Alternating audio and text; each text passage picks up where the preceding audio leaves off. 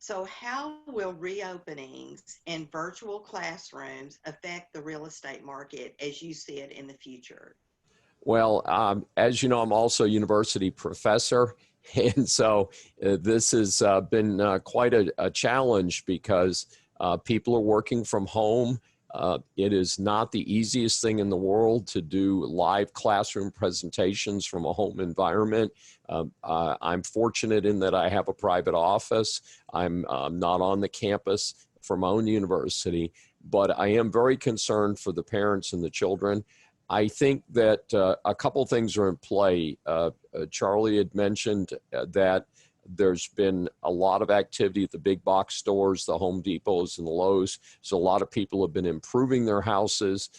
Part of that is been driven by low mortgage rates. One of the reasons it is taking a long time to get to a closing. Closings are taking much longer than normal. Appraisals are taking much longer than normal because so many people are refinancing their houses and becoming more entrenched. With that additional savings from reducing their mortgage payments, they are reinvesting in the houses. And some of that obviously is for new computers, new computer stations, and things like that. So I think for, again, middle income families, upper income families, I think they're going to kind of proceed as normal. The large impact of this is unfortunately on lower income families where they do not have the resources to have a separate learning space for each child. They're going to they may have one computer in one work area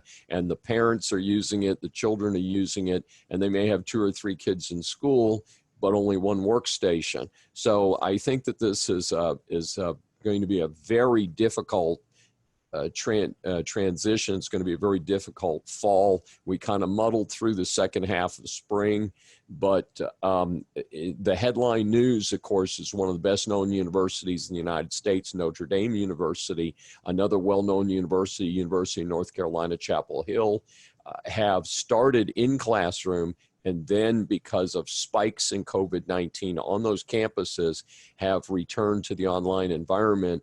That actually makes it worse that you started and then you stop because it's switching modalities and all that. But again, then that parks those students suddenly back at home. Perhaps there were younger brothers and sisters who were counting on having that learning space, and now they're going to be competing with their college-age siblings who've been forced back home. So this is a very difficult situation, and I don't know the exact consequences of it. I think that the real estate market traditionally, we're here in mid-August, that the real estate market traditionally for family housing slows down at this point, and I think that that's predictable. It may slow down a little bit more than normal.